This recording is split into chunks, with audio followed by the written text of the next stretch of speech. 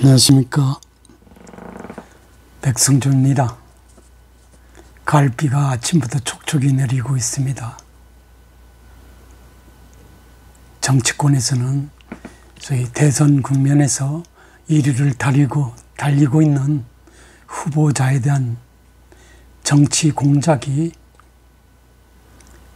일파만파 국민적 관심을 증폭시키고 있는 그런 상황입니다. 오늘 방송에서는 한국전쟁에서 중국군 참전에 관한 내용을 중심으로 해서 여러분한테 말씀을 드려보겠습니다.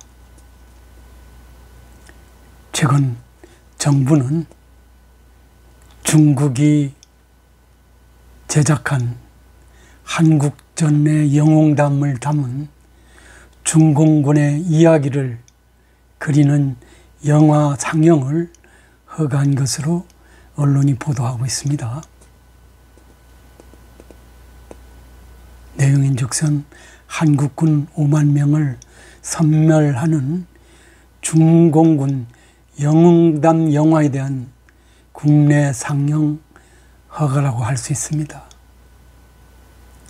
그것도 한국전쟁, 강원도 기마에서 벌어진 금성 전투를 배경으로 항미 원조 70주년을 기념하기 위해서 제작한 영화가 정부에서 국내 상영을 허가하는 조치가 내려진 것입니다. 국민 입장에 따라서는 우리 정부가 배알이도 없느냐라는 그런 비판이 가능해 보일 듯도 합니다. 역사적으로 금성전투란 1953년 7월 13일부터 7월 20일까지 옛 금성군, 즉 현재 강원도 기마 일대에서 벌어진 전투를 말합니다. 휴전을 앞두고 7월 13일에 중국군의 대규모 공격이 시작됐다고 해서 7.13 공세라고도 하며 한국전쟁에서 마지막으로 벌어진 대규모 전투이기도 합니다. 배경과 원인을 살펴본다면 1950년 발발한 한국전쟁이 교착 상태에 이르자 유엔군과 공산군은 협상을 통한 전쟁의 중단을 모색하기 시작했습니다. 1951년 7월 10일 휴전협상이 시작됐고 같은 해 11월에는 휴전협정 체결 시점이 접촉선을 군사분계선으로 한다라는 조건에 합의를 이루면서 포로교환 문제만 쟁점으로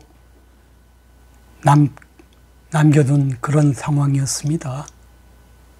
이처럼 휴전협상이 진행되는 동안 유엔군과 공산군은 협상을 파국으로 이끌 수 있는 대규모 공세를 자제하면서 제한된 공격들만 주고받는 상황이었습니다.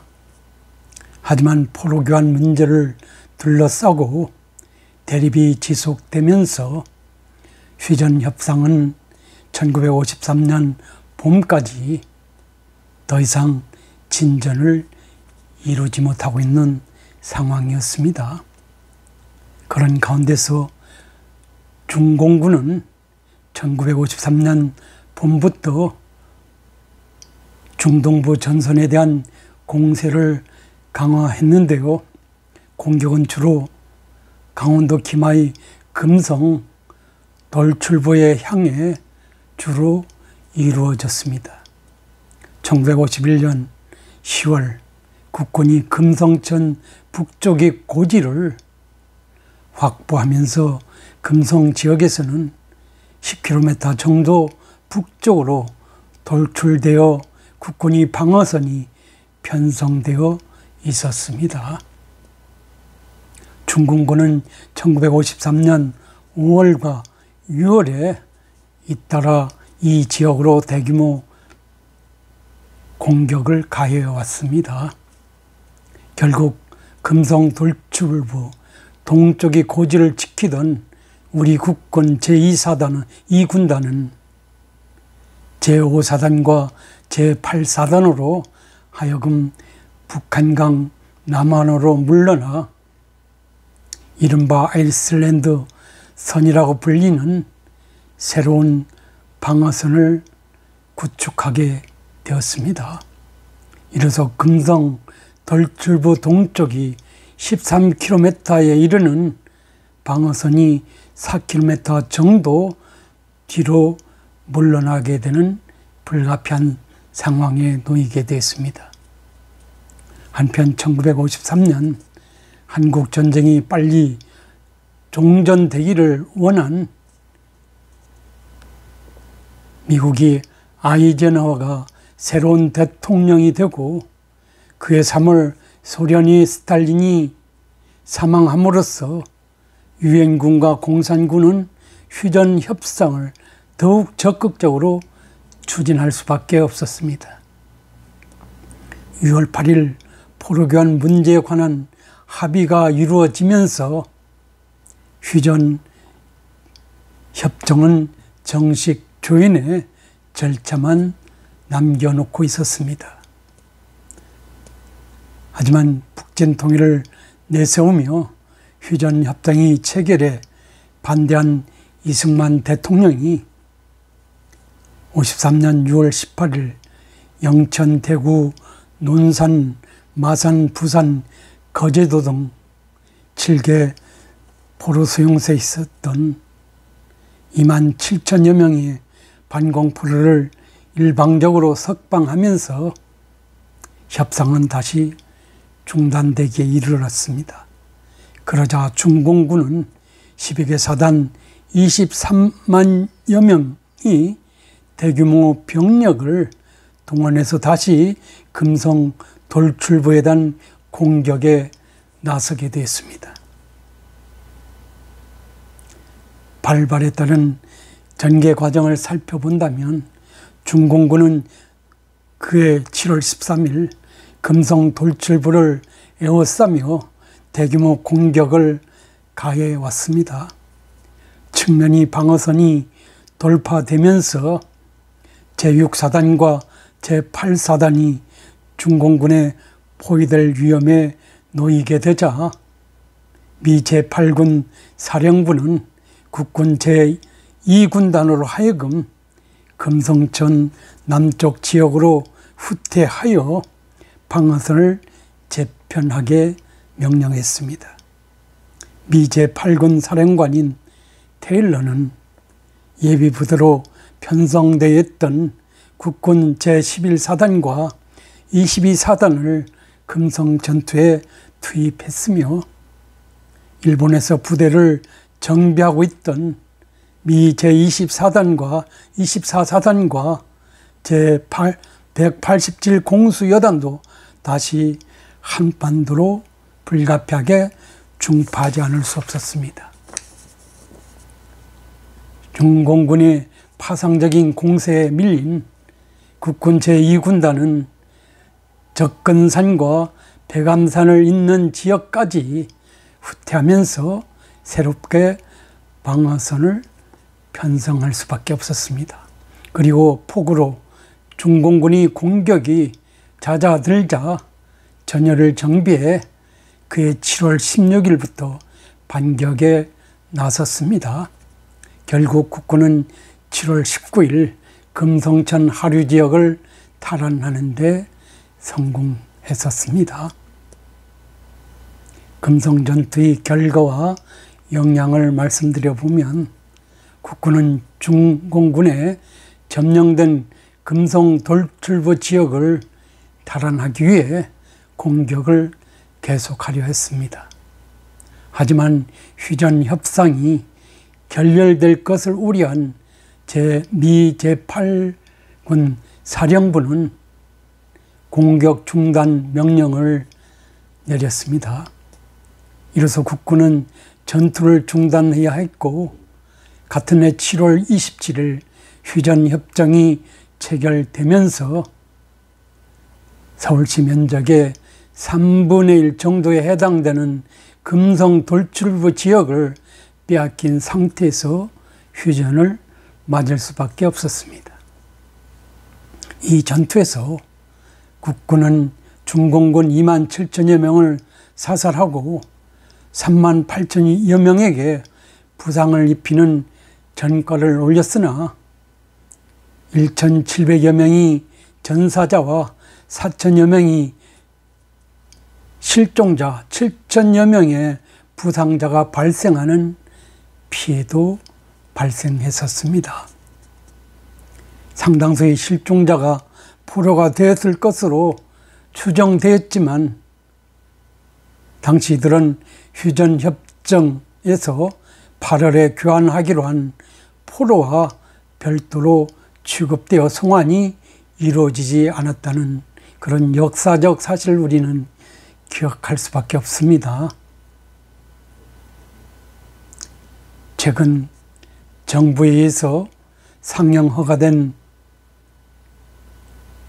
중공군의 영웅담을 그린 영화의 소개서에서는 북진야역 불타는 한국군,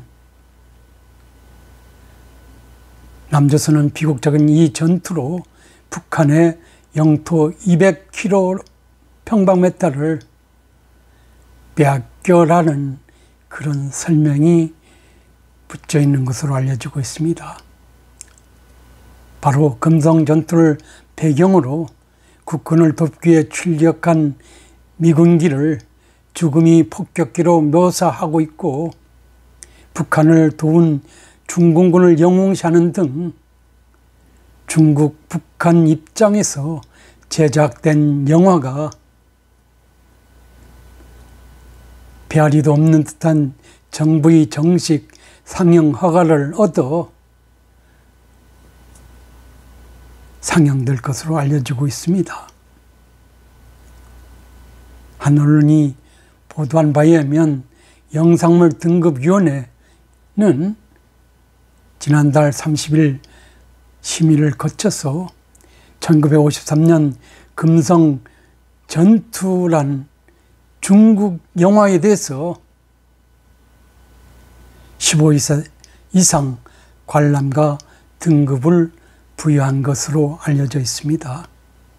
하나로 약 1,000억 원을 투여해서 만든 영화로 중국에서는 작년에 개봉되었던 것으로 알려져 있습니다. 국내 등급불 신청 주체는 최근에 소위 회사를 설립한 그런 분이 취득한 것으로 알려져 있습니다. 이에 따라서 국내 개봉이 착착 준비되고 있기도 합니다. 네이버 다음동 포털 사이트에서는 해당 영화가 이달 16일 개봉되는 것으로 알려지고 있습니다. 이 영화의 줄거리 소개에는 한국전쟁 끝 무렵인 1953년 여름 40만 명이 넘는 미군과 중공군이 금강산 금성 돌출부를 두고 최후의 전투를 준비한다고 간략하게 서술하고 있습니다. 하지만 중국 포털 사이트 바이두에서는 전혀 다르게 설명이 되고 있는 것입니다.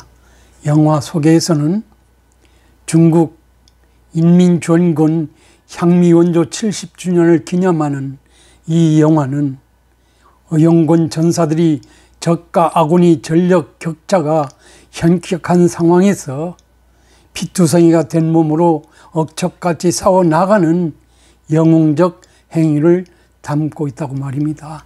여기서 적은 누굽니까? 한국 국군이고 미군이라고 하지 않을 수 없습니다. 특히 미군의 무자비한 폭격과 함께 북진 야육에 불타는 국군의 대규모 공세가 시작된다. 인민군 공병대는 결사항전을 준비했다. 금강천을 한국군 사단이 피로 물들인 인민군 최후의 전투라 적힌 홍보 포스터도 나와 있는 것으로 알려지고 있습니다. 이 영화사 대표는 극장 개봉용은 아니고 가정용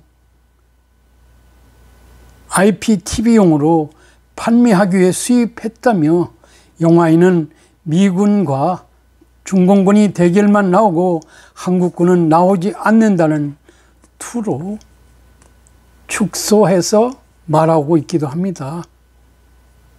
생각한데 금성 전투는 1953년 7월 13일 강원도 김하군 화천군 간동면 일대에서 중군군 기습과 함께 시작된 약 일주일간 치러진 전쟁이라고 하는 것이 역사적 기록입니다. 국군은 금성 주둔지에서 후방으로 약 4km 밀려났으며 그 결과 한국 땅이 될 수 있었던 영토 193평방킬로미터를 금성 전투로 인해서 중공군이 전투에서 193평방킬로미터의 강토를 잃은 그런 전투였습니다. 국군 공식 발표에 따른 피해를 보면 전사자 1701명, 부상자 7548명, 국군 포로 혹은 실종자 4136명이라고 기술해 있습니다. 반면 중공군 측은 당시 사상자와 부상자를 포함해서 국군이 52,783명으로 기술하고 있고 2,836명을 포로로 잡아갔다고 집계를 내놓은 적이 있습니다. 유엔군 측에서는 중공군 27,216명이 전사하고 38,700여 명이 부상당했으며 186명이 포로가 됐다고 집계하고 있습니다. 엄청난 인명피해가 발생하고 많은 숫자의 포로가 생사불명인 차로 역사적 기록 속에 묻혀있는 전투가 중국에 의해서 소위 적군에 의해서 만들어진 그런 영화가 국내에서 부모도 당당하게 상영되고 있는 그런 역사적 아이러니를 우리가 보게 된다는 엄청난 사실이 되겠습니다.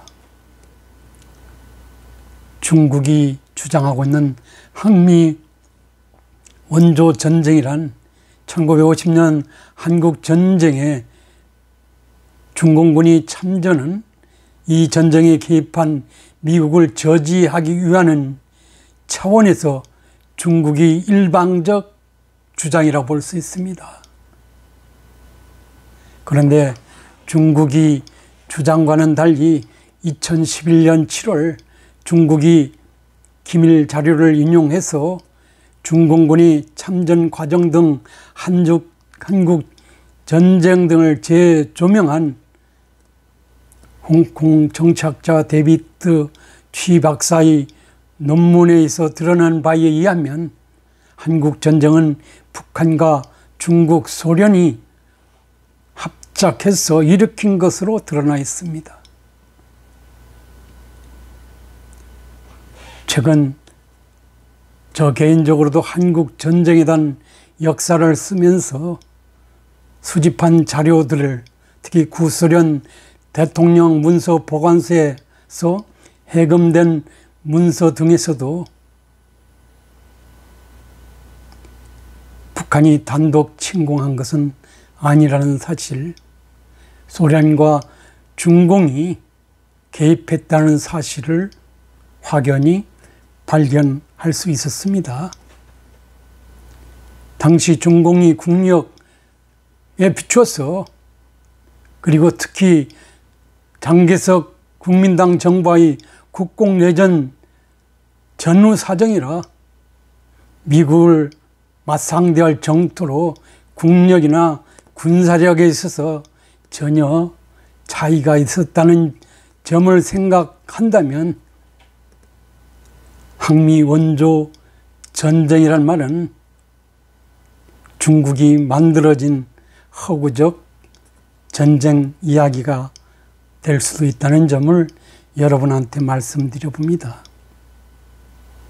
중국이 참전은 밀리는 상황에서 김일성이 간절한 읍소 전략에 의해서 그리고 소련 스탈린이 거둔 상황에서 중공군이 한국 전쟁에 참전했다는 것이 제가 알고 있는 역사적 사실이라는 점을 방송에서 덧붙이고 싶습니다.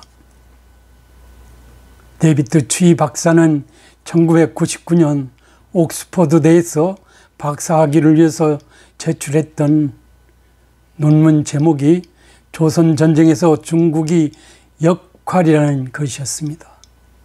그래서 6.25 전쟁은 북한과 중국, 소련이 만든 것이며 당시 김일성과 모태동은 남한을 지키기 위해 미군이 개입할 리가 없다고 확신하는 가운데서 참전했다고 데이비드 추 박사는 논문에서 기술했습니다.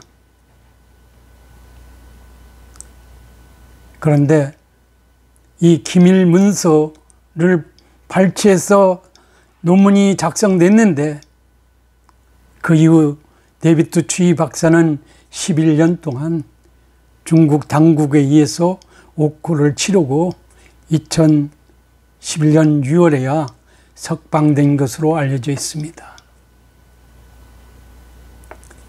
이런 점에서 이 영화의 국내 상영 허가는 어쩌면 당시 상황을 연상해 본다면 북한과 다르지 않는 주적의 나라에서 만들어진 영화, 그리고 그들이 만들어낸 영웅에서 박살나는 상대는 국군과 미군이라는 점에서 국내 상영 허가를 심의함에 있어서는 좀 신중을 기할 필요가 있지 않느냐는 그런 개인적인 생각을 여러분한테 말씀드려 봅니다. 특히 대한민국 땅을 잃고 엄청난 국군이 인명 피해를 야기한 중공군의 한국전쟁 참전을 자축하는 정치선전의 메시지를 담은 영화라고 본다면 이 영화의 국내 상영 허가, 과연 국민이 정서나 감정을 충분히 고려해서 결정한 것인지에 대해서도 의구심을 갖지 않을 수 없습니다. 그리고 반문하지 않을 수 없습니다. 만약 한국전쟁 당시 미군의 영웅담을 담은 한국 영화라면, 그리고 중국 당국이 우리 정부처럼 중국에서 그러한 한국 영화를 상영을 허가를 허용할 것이라고 볼 수 있을지도 의문입니다. 저 개인적으로는 전혀 허가하지 않을 것이라고 보아집니다. 더욱이 제 삼촌은 6.25 참전 용사입니다. 저를 만나면 그때 무용담을 반복해서 전해주곤 합니다. 특히 정부 차원에서 제 외삼촌과 같은 한국전쟁에 참전했던 노병들이 두 눈 부릅뜨고 살아계시는 이런 상황에서 한 사람의 노병을 위해서라도 과연 이런 조치 바람직한 것인가요? 정부도 어느 변호사처럼 80 정도 살다가 죽지 않고 왜 살아있느냐라고 정부는 노병들을 향해서 반문하실 건가요? 저는 최근 한국 전쟁의 역사를 기술하고 있습니다. 초안 정도는 마련이 됐습니다마는 이런 전쟁의 전투 상황, 그리고 미국, 중공, 소련의 역할 등등에 대해서 나름 새로운 문헌들을 발굴해서 기술하고 있습니다. 이런 상황에서 오늘 언론 보도에 따라서 한 영화 상영 허가와 관련해서 한국 전쟁에 대한 이야기, 그리고 아직도 생존해 있는 노병들의 그 참담한 심정을 헤아려주지 못하는 정부의 조치에 대해서 왜 그러냐고 반문하고 싶습니다. 여러분은 어떻게 생각하십니까? 감사합니다.